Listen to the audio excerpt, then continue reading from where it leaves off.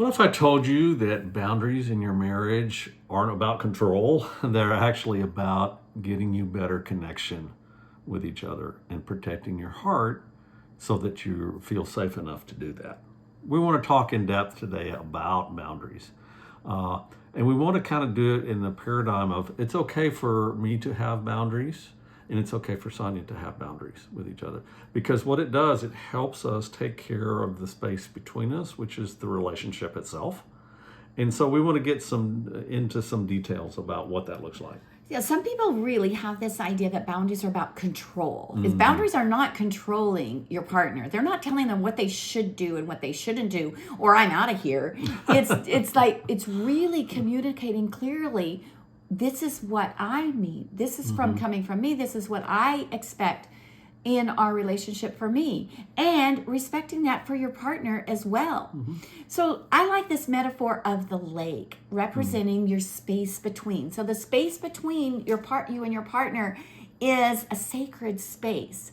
And just like a lake that you want to go to and have it be clean and have it be pure and have it be fun, you don't want to put toxins in the lake. So this idea of the space between kind of helps you with the idea of respect for boundaries. And by the way, those toxins are usually negativity and our objection to difference and some of those things with it too. So having good boundaries is really key to keep yourself as well as keep your partner from dumping those toxins, if you will, into the lake. Because a lot of times we don't even realize that we're doing it. It's just kind of like habits and jokes and things that we're used to with our coping mechanisms that we have.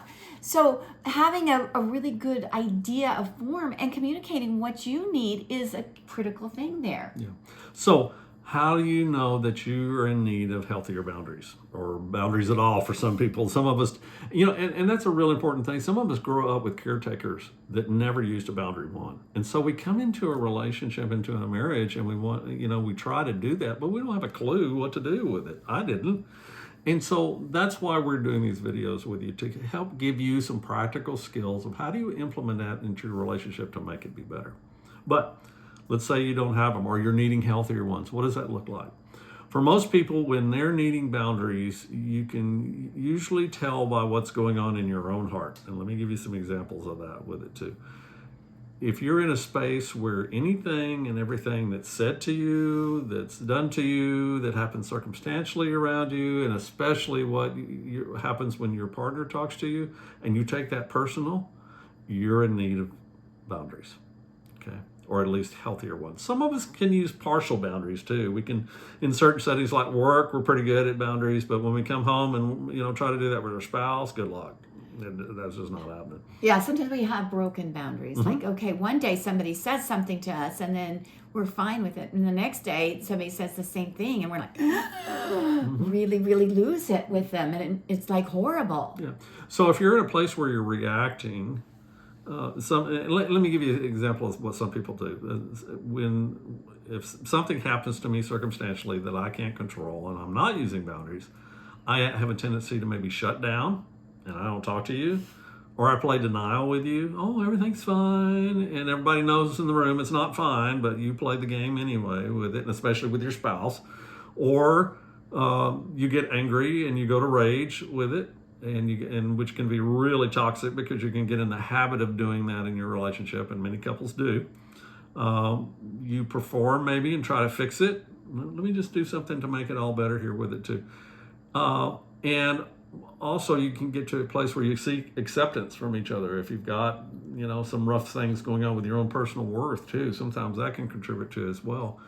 And when that doesn't work, what do? You get depressed, and for me, then I go to addiction, which is not necessarily sex, drugs, or alcohol. I'll go have a piece of pie to feel better, But the point is this, though, when we are in this position, it's painful when you don't use boundaries because everything goes to the heart.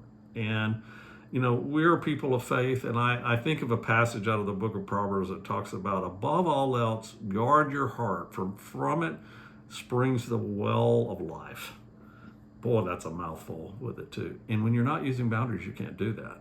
You can't protect your heart with it too. And you feel it, and you react. And you use those reactions instead of what we're going to talk about a filter in a minute. We use them like walls. You ever notice that? Yeah, sometimes we feel like, oh, it's scary and it's dangerous, Right. and we have to guard our heart. And so then we're going to create this wall to protect myself. So don't jump out of your skin here, because I'm going to get real loud, okay, for just a second with it too. So if I get loud with you and I get angry with you, what happens? You back up, and we have a nice wall between us now at that point.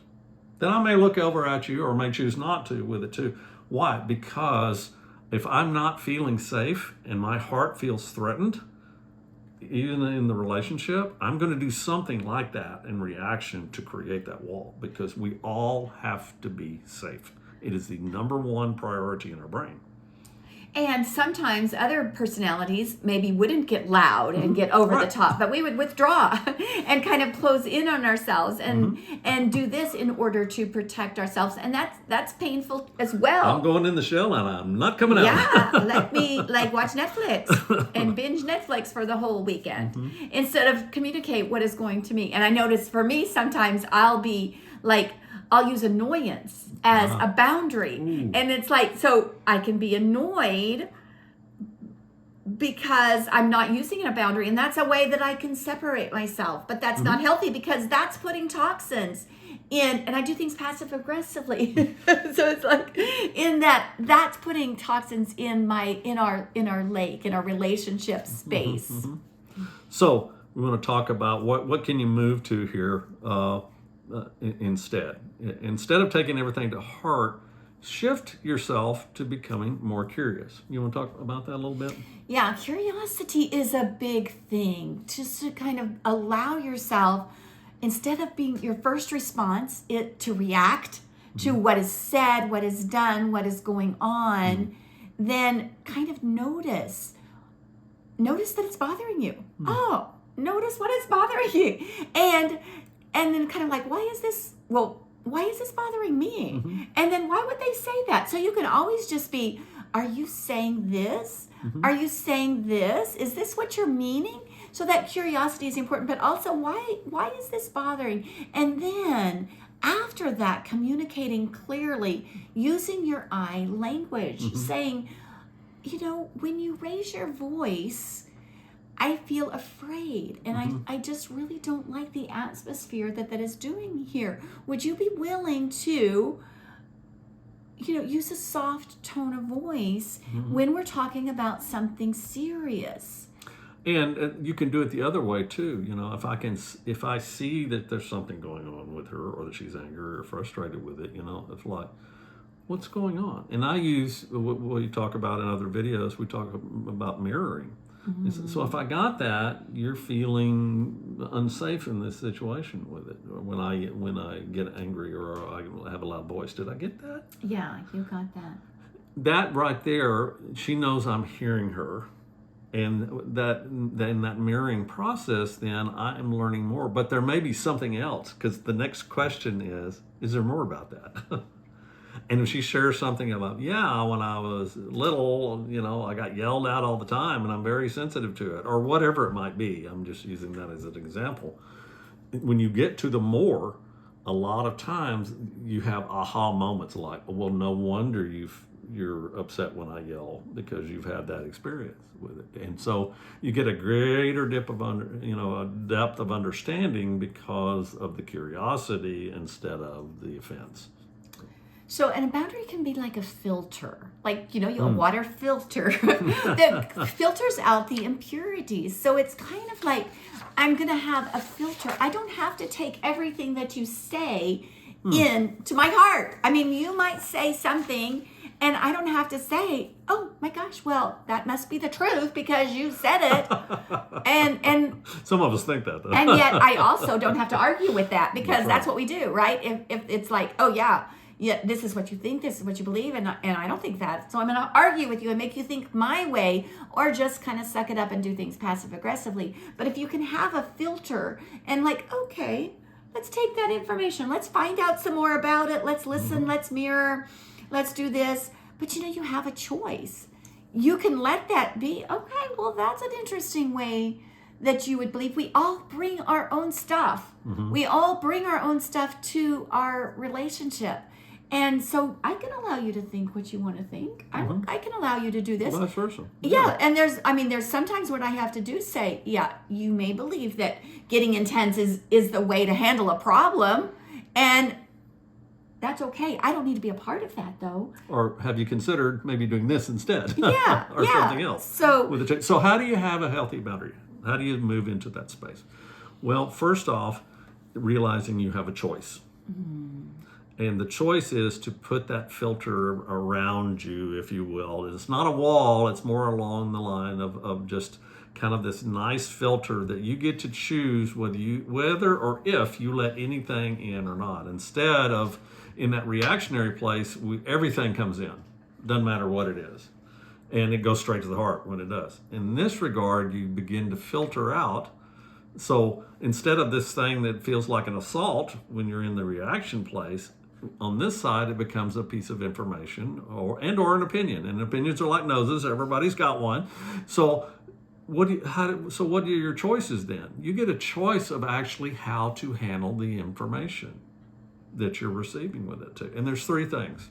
One is, I don't let it in at all.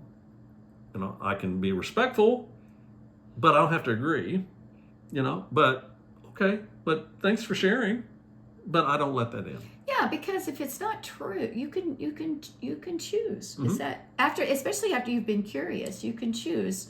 I think I don't want to do that. In the choice, though, I don't have to be ugly with you. I don't have to be offended. I don't have to do it with a growl as I do it. With some people interpret boundaries as that. I got to be hard nosed with you with it. No, you don't. You can. This is a peaceful place, but also a place of strength. And I'm not going to cut you out of my life and never take forgive you out of the will. if you think differently than I do, and if you cross my boundaries, if I've communicated with you what I want and what I need, I can always say, I need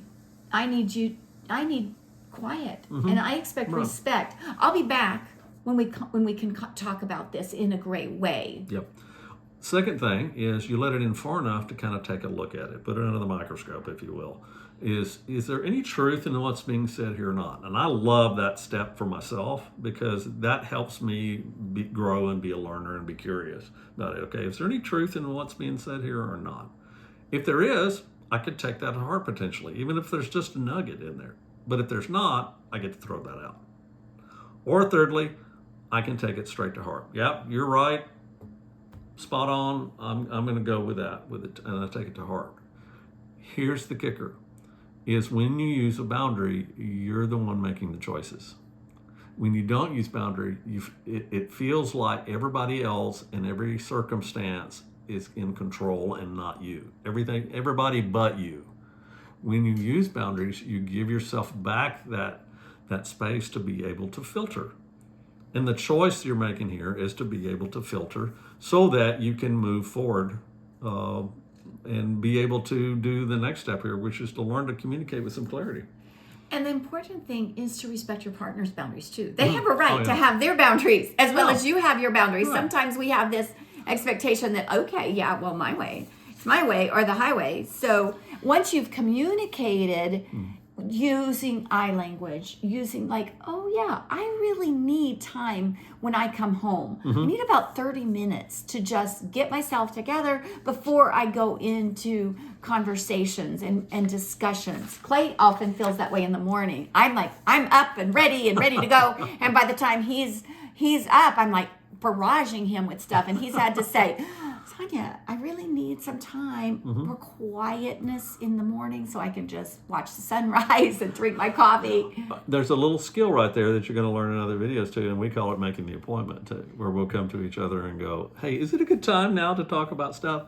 No, it's not a good time. I haven't been to the bathroom and I haven't had my mushroom coffee yet. So let me do that first, and then I'll sit down and be glad to listen to whatever it is you want to say. And so respecting that, when you do say, is now a good time to talk about whatever you want to talk about, then you can, and your partner says, oh no, this is not a good time. Respect that. It's like, oh yeah, don't get angry. I want to talk about this because it's my time to talk.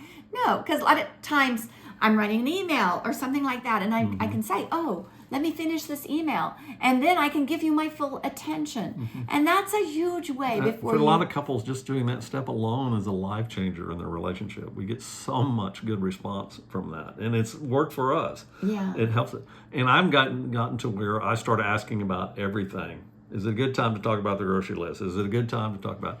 Now that sounds real mechanical with it too, but let me tell you, one, it makes me listen better, and two, I don't infringe on her space if she's running a movie and busy doing stuff over here. And that's just a respect thing for her with it too. Well, that changes the whole picture of how it feels. So in future videos, this is a great theory. It's really important. I can't stress how, because we spent, I'm just going to be honest with you, we spent many years not having boundaries in our relationship. And it was tough.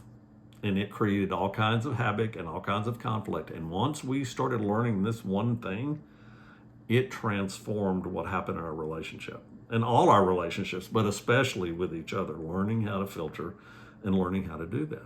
So we're not just going to throw out some theory here of say, hey, go do this. In future videos, we're going to give you some specific steps about how do you implement this?